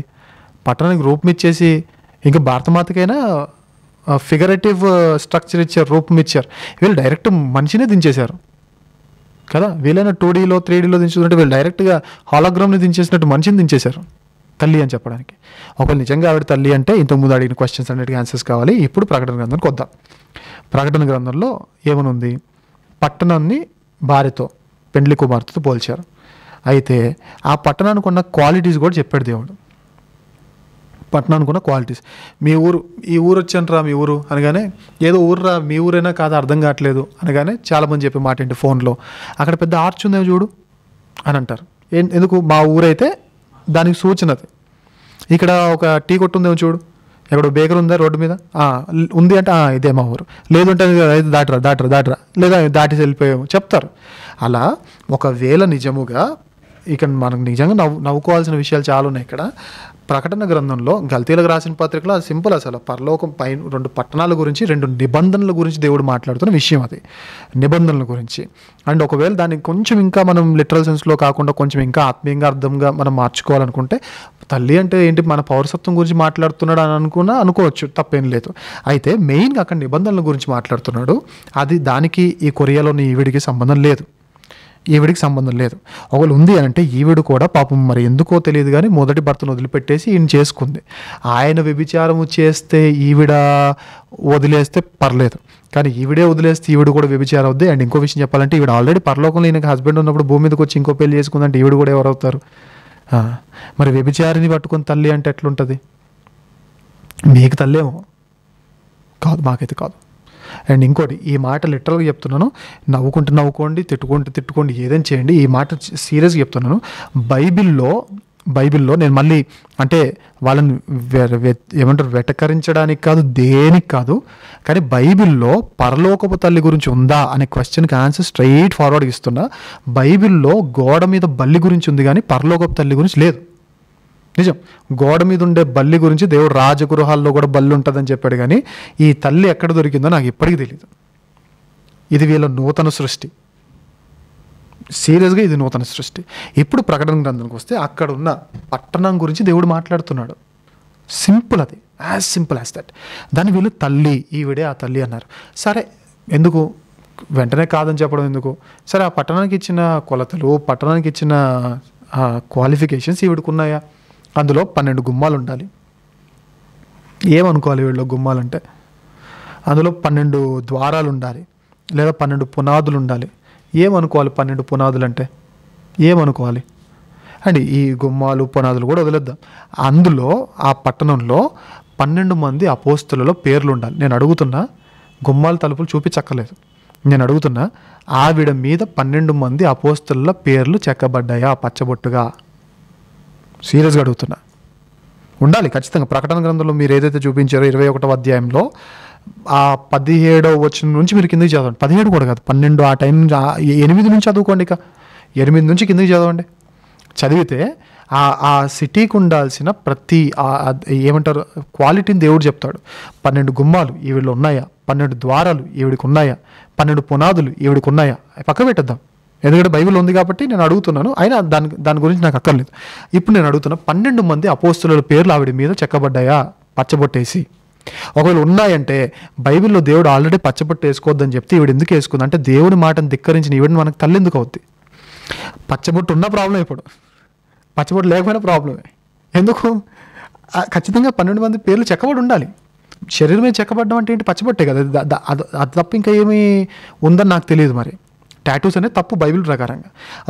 ఈవిడ నిజంగా తల్లి అయితే ఆవిడ మీద 12 మంది అపోస్తలుల పేర్లు ఉండాలి. నేను సూటిగా అడుగుతున్న పరలోకపు తల్లి సంబంధికులందరిని అడుగుతున్నాను, ఆవిడ మీద 12 మంది అపోస్తలుల పేర్లు చెక్కబడ్డాయా అంటే టాటూ లేదా పచ్చబొట్టు ఉన్నదా? ఉన్నాయి. లేవు అంటే ఆవిడ పరలోకపు తల్లి కాదు, ఖచ్చితంగా కాదు. ఇప్పుడు సెకండ్ థింగ్, లేదు ఉన్నాయి అని మీరు అంటే, ఒకవేళ ఉన్నాయి అంటే అసలు దేవుడు పచ్చబొట్టు వద్దన్న తర్వాత ఏ ధైర్యంతో మీ తల్లి ఎంచుకుందండి? భర్త మాట వినకుండా ఏ ధైర్యంతో ఎంచుకుంది ఆ తల్లి కదా? ఎంత మిస్టేక్. అండ్ ఇంకా మొత్తం చెప్తాడు, దాని కొలతలు, దాని పొడవు ఇవన్నీ చెప్తాడు. చదువుకోండి అవన్నీ చెప్పేంత టైం కూడా లేదు, చదువుకోండి. కానీ ఒకటి మాత్రం అడుగుతాను 21వ అధ్యాయం 16వ వచనం చదువుతాం, చాలా కామెడీగా ఉంటుంది. 21వ అధ్యాయం 16వ వచనము ప్రకటన గ్రంథం చదువుదాం. ఇంతకుముందు 8వ వచనం నుంచి కిందకి చదువుకోండి అని చెప్పాను కదా. 21వ అధ్యాయం 9వ వచనం నుంచి కిందకి చదువుకోండి. పరలోకపు తల్లని మీరు ఏదైతే అంటున్నారో అది కేవలము యెరూషలేము అనే ఆ నూతన పట్టణం, దేవుని పట్టణం గురించి మాట్లాడుతున్న మాట.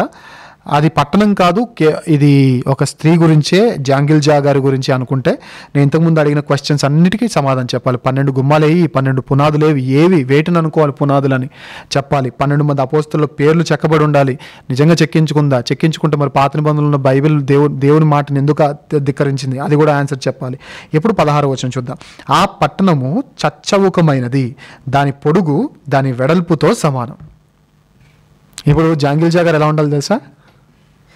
6 అడుగులు పొడుగు ఉందనుకోండి, నవ్వకండి, 6 అడుగులు పొడుగు ఉందనుకోండి, 6 అడుగులు వెడల్పు ఉండాలి. అడుగుదాం ఒకసారి, గూగుల్లో సెర్చ్ చేయండి. సింపుల్ థింగ్ అండి. ఈవిడ పరలోకపు తల్లి అని ఇది రెఫరెన్స్ మీరు చూపిస్తే ఆవిడ పరలోకపు తల్లి కాదని చెప్పడానికి అదే రెఫరెన్స్ నేను వాడుకుంటున్నాను. ఆవిడ నిజంగా 3 అడుగులు ఉంటే 3 అడుగులు పొడవు ఉండాలి, వెడల్పు ఉండాలి. 6 అడుగులు ఉందనుకోండి, ఆవిడ హైట్ అంతా నాకు తెలియదు, నాకు సంబంధం లేదు. ఎందుకంటే ఆవిడ ఒక స్త్రీ, మాకు అసలు ఎవరో తెలియదు. ఆవిడ ఎక్కడో కొరియా దేశంలో బ్రతుకుతుంది, కానీ ఏదో దరిద్రమైన బోధ చేసింది. నేనే ఆ తల్లి అని చెప్పుకుంది. రేపొద్దున మేము పోటీకి నిలబెడితే ఎలా నిరూపించుకుంటారా అని మీరు చూసుకోండి. కానీ ఇప్పుడు నేను అడిగేది ఏంటంటే, ఈ వచనం ప్రకారంగా ఆవిడ పొడుగు ఎంత? ఒక 5 వేసుకుందాం. వెడల్పు అయితే 5 ఉండరు ఎవరు? పొడవు 6 వేసుకుందాం, వెడల్పు అయితే 6 ఉండరు కదా ఎవరు. నాకు తెలిసి ఒక పొడవు 4 ఫీట్లకి అయితే ఉండొచ్చు. ఆవిడ ఫోటో మనం గూగుల్లో చూసినప్పుడు కానీ 4 ఫీట్స్ ఉందనుకోండి, వెడల్పు 4 ఫీట్స్ ఉందేంటి ఆవిడ. సో దీన్ని బట్టి మనకు అర్థమైపోతుంది ఆవిడ గురించి కాదు ఇది, ఖచ్చితంగా పట్టణం గురించి. కొన్ని పట్టణాలు చూడండి, కొన్ని కాలనీస్ చూడండి, స్క్వేర్ షేప్లో కడతారు. ఇప్పుడు ఈ కాలనీస్ మేకింగ్ ఎక్కువగా అయిపోతూ ఉంది చూసారా, ఏమంటారు గేటెడ్ కమ్యూనిటీస్. ఇప్పుడు మన చర్చ్ ఉంది, మన చర్చ్ మనం రెక్టాంగిల్ షేప్లో కట్టుకున్నాం. కొందరు చూడండి రౌండ్గా కట్టుకుంటారు, కొందరు చూడండి స్క్వేర్గా కట్టుకుంటారు. ఆ స్ట్రక్చర్ గురించి దేవుడు మాట్లాడాడు, ఏది పట్టణం గురించి. ఆ పట్టణమే ఈవిడ అని ఎట్లా అంటారు అంటే, ఇప్పుడు ఈవిడలో బస్సులు దిగుతాయా, కార్లు తిరుగుతాయా, కరెంట్ ఉంటుందా, వాటర్ ఫెసిలిటీ ఉంటుందా? మరి పట్టణం అంటే అన్నీ ఉండాలి కదా, అన్ని బస్సులు వెళ్ళాలి, ఫ్లైట్లు దిగాలి, అన్నీ దిగాలి, పెద్ద పట్టణం. మళ్ళీ పొడవు అంటే పొడవు ఎంత ఉంటే వెడల్పు అంత ఉండాలి. ఇదే కడిది గొడవ. పట్టణం గురించి మాట్లాడింది కొరియాలో ఉన్న ఒక ఆవిడ గురించి చెబితే దాన్ని గుడ్డిగా వీళ్ళందరూ ఫాలో అవుతున్నారు. పైగా వీళ్ళు చెప్పుకునే మాట నన్ను అడిగితే ఓపెన్గా చెప్తున్నాను, నేను ఏదో మనీ ఎర చూపించి చేస్తున్నారు. నాకు వచ్చిన ఇన్ఫర్మేషన్ ఏంటంటే, ఒకవేళ ఇది రాంగ్ అని అంటే నేను ఐఎమ్ రెడీ, ఒకవేళ ఇది రాంగ్ అయితే సారీ, ఇంకెందుకు మళ్ళీ I'm ready to say sorry, ఎందుకు, ఒకవేళ రాంగ్ అయితే సారీ. నాకు వచ్చిన ఇన్ఫర్మేషన్ ఏంటంటే, ఈ వీళ్ళు మాట్లాడుకునే మాటలు కూడా, ఇది నా కనెక్షన్, ఇది నీ కనెక్షన్, నువ్వేనా గ్యాస్ సప్లై చేస్తున్నావా, కరెంట్ సప్లై చేస్తున్నావా, లేదా కనెక్షన్ ఏంటి, కనెక్షన్ ఈ మాటలు ఏంటి? నువ్వు తీసుకుని విశ్వాసివి, నువ్వు బలపరిచిన విశ్వాసి అని మాట్లాడుకోరు. నీ కనెక్షనే, వాళ్ళ కనెక్షనే. వాళ్ళతో మాట్లాడినప్పుడు వాళ్ళన్న మాటలు, పలానా వ్యక్తి మీ ఫోన్ నెంబర్ ఇచ్చారంటే పలానా వ్యక్తి నీ కనెక్షన్ గురించి మాట్లాడుతున్నా అన్నారు వాళ్ళు. కనెక్షన్ ఏంటి? నేను అడిగేది ఏంటి అని అంటే, వీళ్ళు నాకు తెలిసిన నాకు వచ్చిన ఇన్ఫర్మేషన్ ఏంటంటే, వీళ్ళు ఈ కనెక్షన్లకి ఇంత అని డబ్బులు ఇస్తున్నారు. దానికోసం దాంట్లోకి ఎక్కువ మంది వెళ్తున్నారు. లేదు అంటే లేదు, డబ్బుల కోసం మేము చేయట్లేదు, పరలోకం కోసమే చేస్తున్నట్టు. డబ్బుల కోసం మీరు చేసే పని అయితే అసలు నేను ఆపను, మీ ఇష్టమే కాదు, అలా చేయకండి, వేరే బిజినెస్లో ఏమైనా చేసుకోండి అని చెప్తాను అంతే తప్ప, లేదా డైరెక్ట్ చెప్పినా అవును డబ్బుల కోసం చేస్తున్నాం అయిపోయా అంతే అని చెప్పండి, పర్లేదు వదిలేస్తాం మేము. కానీ లేదు ఇదే సత్యం అంటే మాత్రం మేము అడిగిన ప్రతి క్వశ్చన్కి ఆన్సర్ రావాలి. ఈయన క్రీస్తు అని చెప్పడానికి ఉన్న క్రైటీరియా ఏంటి మాకు తెలియాలి, ఈవిడే ఆ తల్లి అని చెప్పడానికి గల ఆ నిరూపణ ఏంటి, ఎలా నిరూపించుకుంటారు బైబిల్ ప్రకారంగా, అది మాకు తెలియాలి. ఒకవేళ ప్రకటన గ్రంథం గల్తీ పత్రిక అంటే గల్తీ పత్రిక నిబంధనల గురించి కాదని నిరూపించాలి. ప్రకటన గ్రంథం పట్టణం పైన నూతన పట్టణం గురించి, ఆ నూతన సిటీ గురించి, దాని స్ట్రక్చర్ గురించి కాదు అనగలగాలి, ఖచ్చితంగా అనాలి. లేదు అనంటే వీటన్నిటికి చెప్పాలి. 12 మంది అపోస్తుల పేర్లు ఉన్నాయి, ఆ 12 గుమ్మాలు ఏంటి, 12 పునాదులు ఏంటి, ఇంకా చాలా ఉంది దాని పొడవు వెడల్పు అని. అండ్ ఇంకోటి పొడవు ఎంత ఉందో వెడల్పు కూడా అంతే ఉండాలి. అంటే జాంగిల్ జాగారు పొడవు ఎంత ఉందో అంటే ఒక డబ్బా నడుచుకుంటూ వచ్చినట్టు రావాలి. ఆవిడ ఉందా అలాగా కళ్ళ ముందు కనపడుతుంది? లేదు. సో ఇదైతే కాదు. సో నేను కోరేది ఏంటంటే, పరలోకపు తల్లి సంబంధికులను ఒకవేళ మీరు డబ్బు కోసమే చేస్తుంటే, నాకు వచ్చిన ఇన్ఫర్మేషన్ అండి అది, ఒకవేళ తప్పైతే సారీ, ట్రూలీ సారీ. డబ్బు కోసం చేయట్లేదు అని అంటే సారీ, కానీ నాకు వచ్చిన ఇన్ఫర్మేషన్ గురించి చెబుతున్నా. నేను నింద వేయట్లేదు దాన్ని, ఇదే కరెక్ట్ అని కూడా నేను చెప్పట్లా. ఒకవేళ నిజమైతే డబ్బు కోసం అయితే వేరే చాలా ఉన్నాయి, కోటి కోసం కోటి విద్యలు ఉన్నాయి.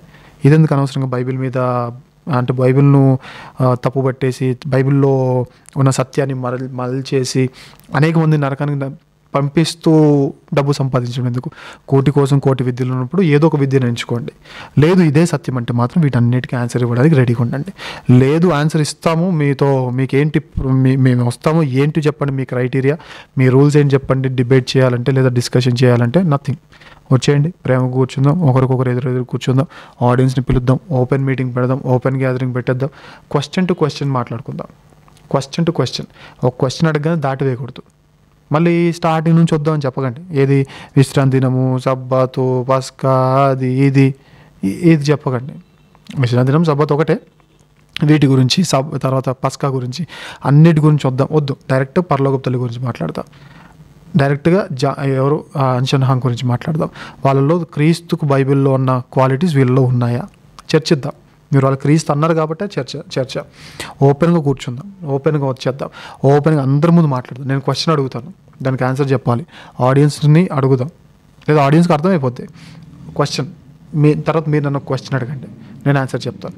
ఎవరేంటో, ఎవరు సత్యమో ఎవరు అసత్యమో ఈజీగా తెలిసిపోద్ది. ఇంకా రౌండ్లు, నా రౌండ్ 40 minutes, మీ రౌండ్ 40 minutes ఏం వద్దు. నా నుంచి ఒక క్వశ్చన్, మీ నుంచి ఒక క్వశ్చన్ అయిపోయింది. సో వాళ్ళకి అర్థమైపోద్ది, ఆ క్లారిటీ ఎవరు క్లారిటీకి ఇచ్చారో అర్థమైపోద్ది, ఎవరు మాట మార్చేస్తారో అర్థమైపోయింది. నెక్స్ట్ క్వశ్చన్ అలా ఒక 4 గంటలు కూర్చుంటే పరలోకపు తల్లి గురించి, అంజనహం గురించి తేలిపోద్ది సమాజానికి. అసలు వీళ్ళు దొంగ క్రీస్తులు, దొంగ ప్రవక్తలు, కేవలము డబ్బు కోసమో లేదా ఇంకా ఫేమస్ అవ్వడం కోసమో, మరి దేనికోసం తెలియదు, కానీ ఒక అన్యమైన ఒక భావజాలాన్ని, బైబిల్కు సంబంధించినది కానీ ఒక భావజాలాన్ని ప్రకటిస్తున్న దుర్బోధకులు. సో వాళ్ళని ఫాలో అవుతూ మన నరకానికి వెళ్తాం. సో ప్రేమపూర్వకంగా కోరుకుంటున్నాను, ఎవరైతే ఆ చర్చెస్కి వెళ్తున్నారో దయచేసి మానండి, దయచేసి మానేసి తిరిగి వచ్చేసేయండి. అండ్ ఎవరైతే ఆ చర్చెస్ గురించి బోధిస్తున్నారో దయచేసి మీకు ఏం తెలియదు, ఒకసారి రండి మాట్లాడుకుందాం. మీ పెద్దవాళ్ళని తీసుకోండి, మీకు ఏం తెలియదు, నిజంగా తెలియదు కాబట్టి మీరు నమ్మారు, పెద్దవాళ్ళని తీసుకొని రండి. ఒకవేళ మీ పెద్దవాళ్ళ దగ్గరికి వెళ్ళి డైరెక్ట్గా అడిగండి, అన్న మేము ఇలా ప్రకటించడానికి వెళ్తున్నాం కదా, ఏవో బుక్స్ ఉంటాయంట కదా, మన బుక్స్ అన్ని నాకు ఇచ్చేస్తారా అని అడగండి. ఇవ్వరు, 100% ఇవ్వరు. ఒకవేళ ఇస్తే తీసుకొని రండి, మా దగ్గర రండి. పోనీ మీ బుక్స్ నేను సూటిగా అడుగుతున్నా, మీ బుక్స్ మా చేతిలో పెట్టండి, సూటిగా అడుగుతున్నా, మీ బుక్స్ని మా చేతిలో పెట్టండి. ఏవైతే మీ డాక్టర్కి సంబంధించిన బుక్స్ ఉన్నాయో మీరు చదవద్దు అంటారు కదా, ఇంకా చదవకపోతే మాకు ఎట్లా తెలిసేది? సరే, అది సత్యమైతే నేను స్వీకరిస్తాను, 100% స్వీకరించేసి ఇంతవరకు నేను చెప్పిన బోధ తప్పు బోధ, పరలోకపు తల్లి ఉంది అని నేను ఖచ్చితంగా ఒప్పుకుంటాను. ఒకవేళ మీరు చెప్పిన తప్పైతే, మేము చెప్పిన తప్పైతే, మీ బుక్స్ అన్ని తెచ్చింది మా చేతిలో పెట్టండి. ఎవరిని అడిగినా ఇవ్వద్దు అని చెప్తున్నారు. ఎందుకు ఇవ్వద్దు? ఆ సత్యమైనప్పుడు ఇవ్వండి, మేము చదువుతాం. సూటిగా అడుగుతున్నాను, మీరు ఎవరైతే ప్రకటించేవారు ఇంటర్మీడియట్ ఆ ఏజ్ గ్రూప్ వాళ్ళు ఉన్నారో, తల్లి, చెల్లి, తమ్ముడు, మీకు అసలు ఏం ఏమీ తెలియదు, దాని జోలికి వెళ్ళకండి, వాటి గురించి ప్రకటన చేయకండి, శుద్ధ తప్పు అవన్నీ. తర్వాత ఒకవేళ తప్పు కాదు అని మీకు అనిపిస్తే మీ పెద్దవాళ్ళని మాతో మాట్లాడమని చెప్పండి. అట్లా మాట్లాడకూడదు అంటే, లేదు బైబిల్లో చాలాసార్లు ఇలాంటివి జరిగినాయి, సో మీరు రండి, నిరూపించండి, నేను నశించిపోతున్న ఆత్మీయతను నన్ను రక్షించండి, ఆ భారం మీ మీద ఉంది, ఆ బాధ్యత మీ మీద ఉంది. ఖచ్చితంగా నేను ఎదురాడినా సరే, నేను వినకపోయినా సరే నాకు చెప్పడానికైనా ట్రై చేయండి. ఈ బైబిల్ ప్రకారం ఇది ఉంది అని చెప్పండి. బైబిల్ అన్నీ చూపించండి, నమ్ముతాను. సొంత మాటలొద్దు, బైబిల్లో చూపించండి, నమ్ముతాను. లేదు మేము చూపించాలంటే కనీసం నేను సూటిగా అడుగుతాను, మీ బుక్స్ నా చేతిలో పెట్టండి, మీ బుక్స్ పెట్టేయండి. సికింద్రాబాద్లోనే మేము ఉండేది, మా చర్చ్ కూడా సికింద్రాబాద్ మహీంద్రా హిల్స్లో మేము చర్చ్ రన్ చేస్తూ ఉన్నాం, మా సర్వీస్ అక్కడే కంటిన్యూ అవుతూ ఉన్నాయి. సో రండి, బుక్స్ ఇచ్చేసి వెళ్ళిపోండి. పోనీ ఒక న్యూట్రల్ వెన్యూలో, లేదా Patny centre, parade grounds metro station దగ్గర కానీ, ప్యాట్నీ మెట్రో స్టేషన్ దగ్గర కానీ, ప్యారడైజ్ దగ్గర కానీ వచ్చి కలవండి, మేము ఇస్తాము అని చెప్పండి, వస్తాం. లేదా మీ చర్చ్ ఏదో ఉంది కదా, ప్యారడైజ్లో మీ చర్చ్ ఏదో ఉంది కదా, 2nd ఫ్లోర్ 3rd ఫ్లోర్ ఏదో తీసుకున్నారు కదా, అక్కడ మమ్మల్ని రమ్మన్నా మేము వస్తాం. బుక్స్ ఇచ్చేయండి కదా, ఎందుకు దాచుకునేది? మేము నిజంగా అసత్యంలో ఉన్నాం కదా, మరి మమ్మల్ని రక్షించండి కదా. సో ఒకటే చెప్తున్నాను, మీది 100% అసత్యము. ఆ అసత్యము అని నేను చెప్తున్నాను, ఇది బల్లగుద్ది చెప్తున్నాను. లేదు అసత్యం కాదు నిజమే అంటే నిరూపించండి, మీ బుక్స్ మా చేతిలో పెట్టండి. ఇంకా ఎన్ని దారుణమైన బోధలు ఉన్నాయి బైబిల్ ప్రకారంగా మేము తేల్చేస్తాం. సో ఒకటే చెప్తున్నాను, ఆ బోధలో ఉన్న వాళ్ళందరూ అర్జెంటుగా చర్చిలు ఖాళీ చేసేయండి. మొత్తం ఆ చర్చిలు ఖాళీ చేసి మీకు దగ్గర ఏదైనా మంచి సంఘాలు ఉంటే ఆ సంఘాలకు వెళ్ళిపోండి. మా దగ్గరికే రండి అని చెప్పట్లేదు, ఏ సంఘానికైనా మీరు వెళ్ళండి, కానీ అది మాత్రం దుర్బోధతో నింపబడిన సంఘం. మనకు తల్లి లేదు, మీ ఇంట్లో బల్లు ఉండొచ్చు కానీ పరలోకంలో మాత్రం తల్లి లేదు. ఆ తల్లిని మీరు నమ్మొద్దు, అసలు ఈ దుర్బోధన మీరు అసలు ఎంకరేజ్ చేయకూడదు, యాక్సెప్ట్ చేయకూడదు. ఇన్ కేస్ ఇది తప్పు కాదు అంటే మాత్రం I'm very ready, I'm always ready to face you in any venue, in any language, either of these 3, Hindi కానీ, తెలుగు కానీ, ఇంగ్లీష్ కానీ, with love and respect, with utmost dignity and with utmost decency. ఖచ్చితంగా నేను రెడీగా ఉన్నాను. నిరూపించేద్దాం, ఏది సమాజానికి మంచిదో దాన్ని అందరం స్వీకరిద్దాం. సో దీన్ని బట్టి మనం చెప్తున్నాం అన్న, వీళ్ళది అసత్యమైన బోధ అని దీన్ని బట్టి చెప్పడం జరుగుతుంది. ఎస్ అన్న, థ్యాంక్ యూ అన్న, చాలా మంచి వివరణ ఇచ్చారు పరలోకపు తల్లి అనే ఈ దుర్బోధ గురించి. దీన్ని ఎవరు ఫాలో అవ్వకుండా చాలా గొప్ప వివరణ ఇచ్చారు. Thank you so much. క్రైస్తవుడు.